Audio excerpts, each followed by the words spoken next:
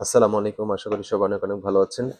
সম্প্রতি আমার বেশ কয়েকটা ইনবক্সে মেসেজ নজর পড়েছে যে বাংলাদেশে সম্প্রতি কিছু চিকিৎসক, কিছু আ লাইফস্টাইল স্পেশালিস্ট, তারপরে কিছু হার্বাল আয়ুর্বেদিক তারা দেখি মানি আ বীর্যকে ঘন করার জন্য তারা উঠে পড়ে লেগেছেন। বাংলাদেশের সমস্ত মানুষের বীর্য তারা ঘন করে ছাড়বেন। এরকম একটা মানে প্রচারণা বা এরকম একটা গণসচেতনতামূলক মানে ভিডিও করে তারা দুনিয়া কাঁপিয়ে দিচ্ছেন।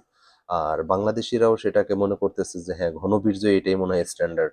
সুতরাং আমারটা পাতলা, সুতরাং আমার মনে হয় তার কাছে গিয়ে চিকিৎসা নেওয়া উচিত।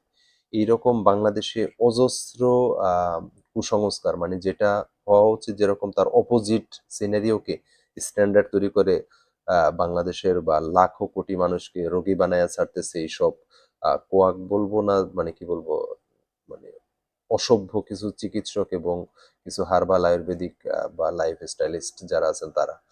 আপনাদের এখানে নরমাল জিনিসটা আসলে হিউম্যান বডির জিনিসটা যদি আপনি বুঝেন তাহলে বুঝবেন যে ঘনবীর্যের বিজ্ঞাপন দিয়ে যারা বেড়াচ্ছেন তারা আসলে শুধুমাত্র তাদের স্বার্থ হাসিল করা ছাড়া আর কোনো কারণই নাই।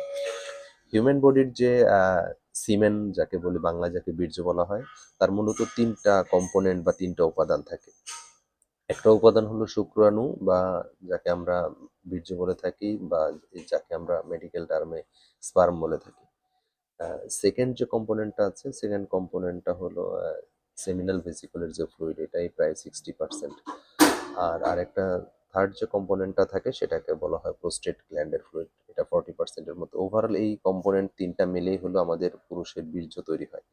সুতরাং এই যে প্রোস্টেট গ্ল্যান্ডের সেক্রেশন এবং সেমিনাল ভেসিকলের যে সেক্রেশন, এই সেক্রেশন গুলো পানির কাছাকাছি ঘনত্ব, একটু সামান্য বেশি থাকে, একটু থিকনেস। কিন্তু এটা এমন বেশি ঘন না যে এটা দইয়ের মতো হতে হবে, এমন বেশি ঘন না যে সেটা কাদার মতো হতে হবে। এরকম যারা বিজ্ঞাপন দিয়ে বেড়ায় ধরে নিতে হবে যে তারা আপনার সাথে একদম দিনে দুপুরে প্রতারণা করতেছে। মানুষের নরমাল যে বীর্য থাকে এটার ঘনত্ব সাধারণত আ পানির কাছাকাছিই থাকে, খুব বেশি এটা পাতলা। পাতলা থাকাটাই স্বাভাবিক। কারণ স্পার্ম যেটা আছে ভিতরে যেটার মিলিয়ন নাম্বার থাকে, এই স্পার্ম গুলোর মোটিলিটি বা মুভমেন্ট এর জন্য স্পার্ম মানে বীর্য পাতলা হতে হয় না। তাছাড়া তো স্পার্ম গুলো মুভ করতে পারবে না।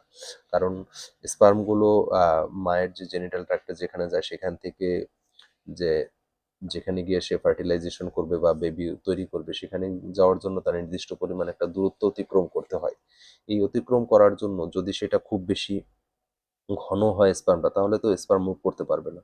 একটা প্র্যাকটিক্যাল এক্সাম্পল দিয়ে বলি, আপনারা একদম স্বচ্ছ পানির মধ্যে দিয়ে আপনি হেঁটে গিয়ে দেখেন আপনি কত সহজে হাঁটতে পারেন। আর আপনার যদি সেই পরিমাণ পানিতে যদি কাদা থাকে আপনি কাদার মধ্যে দিয়ে হেঁটে দেখেন আপনার কোনটায় হাঁটা সহজ হবে?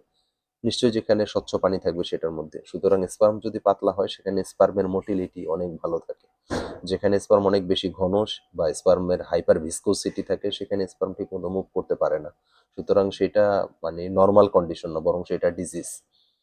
৪ টা কন্ডিশন আছে সাধারণত যেসব কন্ডিশন গুলোতে স্পার্মের ভিসকোসিটি বা সিমেন বা বীর্য ঘন হয়ে যেতে পারে সেগুলো নরমাল না বরং সেগুলো রোগ।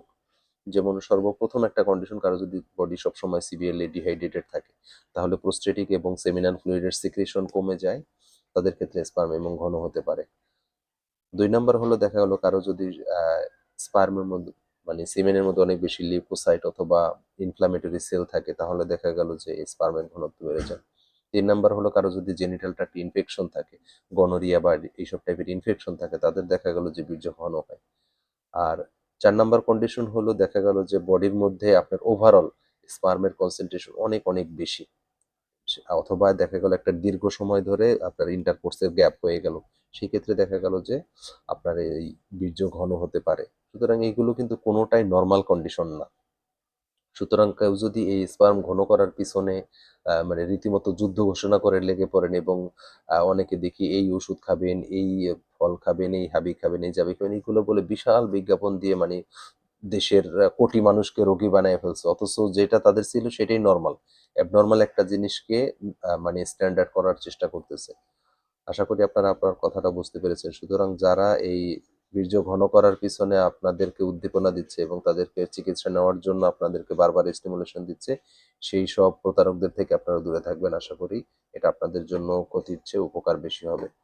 আমি চেষ্টা করব ধারাবাহিকভাবে বাংলাদেশের মানুষের মধ্যে যেসব জিনিস নিয়ে কুসংস্কার আছে যেমন যেসব অ্যাবনর্মাল জিনিসকে নরমাল করার চেষ্টা করতেছেন, সেসব জিনিসের ভুল ভাঙিয়ে দেওয়ার জন্য। আশা করি সবাই আমার ভিডিওটা বুঝতে পেরেছেন। আসসালামু আলাইকুম।